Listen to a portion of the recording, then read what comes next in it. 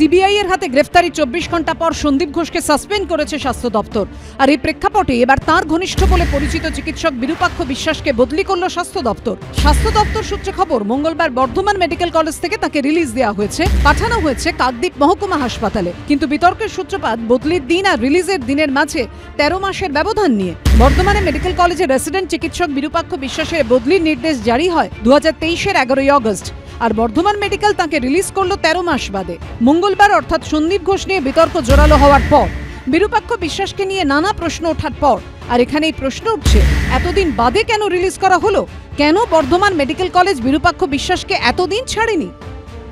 প্রশ্ন আমাদের এখানে যে 1 বছর পর হলো কেন? এই রিলিজ অর্ডার তো অনেক আগে বেরিয়ে গেছিল, তাহলে এতদিন সেটা এক্সিকিউট করা যায়নি কেন? কাদের মদতে করা যায়নি?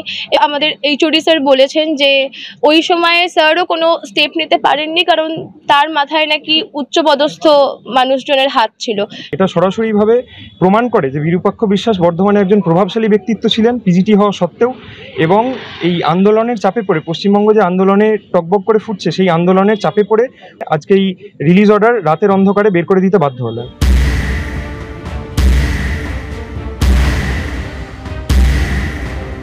আমার আজ থেকে 8 মাস আগে একটা মেরিট বেসড কাউন্সিলিং হয়েছিল। স্বাস্থ্য ভবন সিদ্ধান্ত নেয় যে একটা কাউন্সিলিং করবে। অতএব আমার একটা কাউন্সিলিং হয়েছিল, যেহেতু আমি নর্থে যাবো না, নর্থের দিকে, ওই জন্য আমি কাকদ্বীপ গিয়েছিলাম। এটা অলরেডি অর্ডার হয়েছিল আগে, আমাকে এই রিলিজ করা হলো, আর কিছুই না, নাথিং মোর। না, এতদিন রিলিজ করা হয়নি, আমার তো শারীরিক অবস্থা খুব একটা ভালো ছিল না। এটা খুবই রুটিন প্রসিজিয়ার একটা, এটা এমন কিছুই নয়। 6-7 জনকে আমরা উইথ পারমিশনই আমরা রেখে দিয়েছিলাম, কেননা সব ডিপার্টমেন্ট চালানোর জন্য। কালকে যখনই স্বাস্থ্য ভবন থেকে বলেছে, আমরা ইমিডিয়েটলি ওকে রিলিজ করে দিয়েছি। এই নয় যে কেউ প্রভাবশালী বলে আছে, তাই নয় ব্যাপারটা, আমরা আমাদের কাজের জন্যই রেখে দিয়েছি এবং এটা স্বাস্থ্য ভবনের নলেজেই আছে। বিরূপাক্ষ বিশ্বাসের বদলিতে খুশির হাওয়া বর্ধমান মেডিকেল কলেজ হাসপাতালে।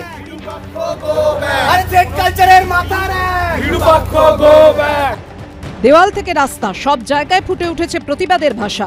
উল্টো দিকে স্বাস্থ্য দপ্তর বিরূপাক্ষ বিশ্বাসকে কাকদ্বীপ মহকুমা হাসপাতালে পাঠানোর পরই নির্দেশের বিরোধিতায় বিক্ষোভ দেখায় সিপিএম।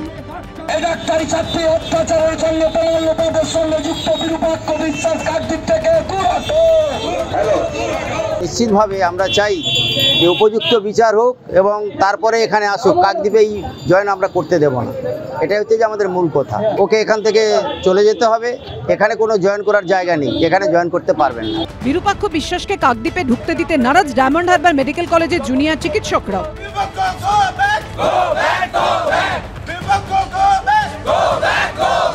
আমরা এখানে ধর্ণা দিয়েছি যাতে উনি এখানে জয়েন করতে না পারে, এবং আমরা ওনাকে এখানে জয়েন করতে দেব না। তার জন্য আমাদের আজকে এখানে সিএমওএইচ অফিসের সামনে অবস্থান বিক্ষোভ করা হচ্ছে। বিরূপাক্ষ বিশ্বাস আরজিকর মেডিকেলের প্রাক্তন অধ্যক্ষ, বর্তমানে সিবিআই হেফাজতে থাকা সন্দীপ ঘোষের ঘনিষ্ঠ বলে পরিচিত।